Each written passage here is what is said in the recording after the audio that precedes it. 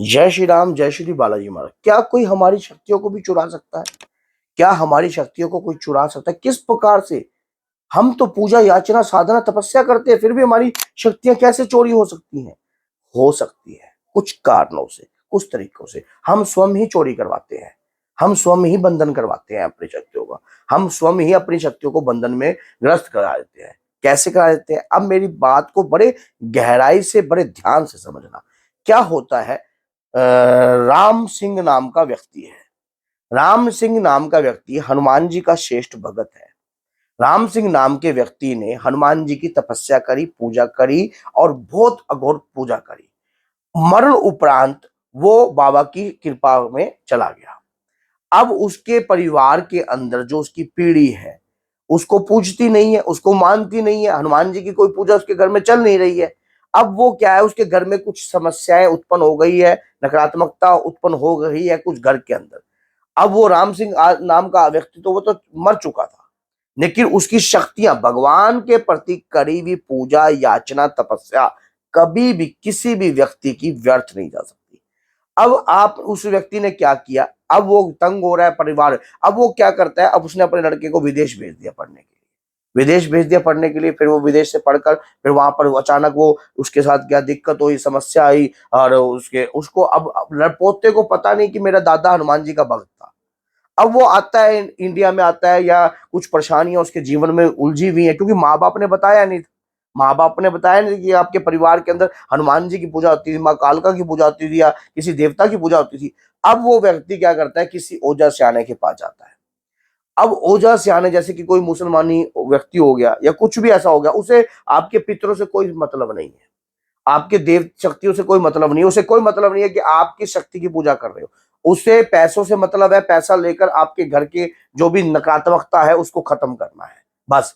अब उसने क्या करा? आपसे कुछ रुपया लिए और रुपया लेकर आपकी जो आपके परिवार में आपके पितृ शक्ति भी थी, जो राम सिंह नाम का व्यक्ति भी था और भी था, तो उन शक्तियों के ऊपर बंधन कर दिया। एक मलिन शक्ति छोड़कर बंधन कर दिया, ताकि घर के अंदर कोई भी चीजें जो है ना हो। अब क्या पता बाबा आपको, देखो जीवन में कुछ भी समस्या अगर उभरती है तो इंसान के बनने के लिए उभरती है, कुछ ना कुछ बनने के लिए उभरती है। अगर जीवन में कोई समस्या हमारे भी ना आई होती तो शायद ही हम बाबा पर आज ये वीडियो बना रहे होते, या बाबा के चैनल नाम से ये जो चैनल बनाया है इसके ऊपर गुणगान कर रहे होते। क्योंकि जीवन में अगर समस्या है तो परमात्मा की दी हुई है। कहते हैं ना कि परमात्मा के हर कार्य में कोई ना कोई उद्देश्य छुपा होता है।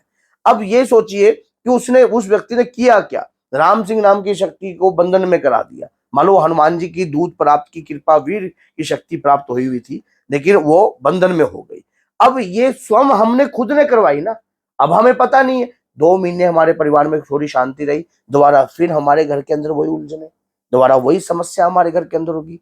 या किसी व्यक्ति के द्वारा भी पहला तरीका तो ये होता है कि हमने ये शक्ति हमारी बंधन में हो गई है। अब हमारे वो जो राम सिंह नाम का, तो हमारे दादा भी थे, लेकिन बाबा की कृपा भी थी, तो वो हमारी शक्ति भी थी, कृपा भी थी। अब वो तो बंधन में है, हमने बंधन में स्वयं करवाई है। अब आप किसी ओझा सियाने या किसी भी व्यक्ति के पास जाते हो तो वो आपको बोलता है कि आपकी शक्ति बंधन में है, आपके घर की जो शक्ति है आपकी किसी ने शक्ति बांध ली है। और वो राम सिंह नाम का जो व्यक्ति था वो पोते के शरीर पे आता था। वो क्या होता था, उसको महसूस होता था जैसे कि पूजा करते हुए शरीर का हिलना, या पूजा करते हुए तेज सा उत्पन्न होना, या कई बार अजीब सा उसको महसूस होता था। वो सोचता कि कोई नकारात्मकता बढ़ गई है अंदर, वो सोचा कोई नकारात्मकता है। किसी ऐसे अनजान व्यक्ति के पास गए, उसने कोई मतलब तो है नहीं, उसने उस चीज को बंधवा दिया। तो ये चीजें हमने स्वयं बंधवाई ना। अब दूसरे तरीके से कैसी बांधी जाती है कि अगर किसी गलत प्रकार की शक्ति का आप पूजन करते हो, जैसे कि आपके घर के अंदर पहले सात्विक पूजा होती थी, अच्छी देव शक्तियों की पूजा होती थी। अब आप कोई ऐसी नकारात्मक, जैसे कि कोई प्रेत साधना कर रहा है, या कोई बेताल साधना कर रहा है, या कोई ब्रह्म राक्षस साधना कर रहा है, तो आपके घर के अंदर पहले देविक शक्तियों की पूजा होती थी। अब आप एक ऐसी पूजा को घर में करने लग गए हो जिस पूजा से जो घर का माहौल है वो बिगड़ने लग गया है। उससे भी आपके घर में जो बंधन जो पड़ेगा आपकी शक्तियों के ऊपर, क्योंकि आपके घर में जो तपस्या हुई हुई है, जो पूजा, ऐसा कोई परिवार नहीं है जिसके घर के अंदर पूजा याचना तपस्या शुरू से ना चल रही हो। बेशक अब आज के समय में आप स्मार्ट हो गए हो, लेकिन जो है, हम है तो सप्त ऋषियों की संतान। जिसका कोई गोत्र नहीं होता उसके सप्तऋषि में जो भी कोई गोत्र ले लिया जाए तो वही गोत्र उनके सप्तऋषियों से है, क्योंकि और यही चीज आप सोचिए कि जब परिवार के अंदर कोई कृपा थी, वो आज ब्रह्म राक्षस या कोई बेताल साधना या कोई प्रचार साधना करते करते अपने कुटुंब का भी व्यक्ति नाश कर देता है। अब वो शक्ति बीच में अधूरी छोड़ देता है, अधूरी छोड़ने के चक्कर में उसकी भी कोई ना कोई अकाल मृत्यु हो जाती है, क्योंकि अगर तेज धार शक्ति की साधना आप करते हो और बगैर गुरु के करते हो या किसी अच्छे गुरु के सानिध्य में नहीं होते हो, तो कहीं ना कहीं उल्ट पड़ने के कारण भी आपकी जो मानो जो आपकी मृत्यु हुई है वो चीज आपकी मृत्यु भी कर सकती है, और मृत्यु के दौरान आप उन्हीं की योनि में जाओगे और दोष आपके परिवार पर ही खड़ा हो गया। अब आने वाली अगली पीढ़ी का तो कोई दोष नहीं, एक पीढ़ी ने अच्छा कार्य भी किया तो एक पीढ़ी ने गलत कार्य भी किया। ऐसे ही आप सोचिए कि भगवान राम के कुल के अंदर राजा सगर के 60,000 पुत्र थे। अश्वमेध यज्ञ किया था राजा सगर ने, 60,000 पुत्रों ने, और वो घोड़ा छोड़ा था, घोड़ा छोड़कर नारद मुनि और इंद्र ने कपिल मुनि के आश्रम में छोड़ दिया। अब राजा सगर के 60,000 पुत्र जो थे वो हर पाताल लोक या देवलोक हर जगह हारने लगे, हर जगह घूमे।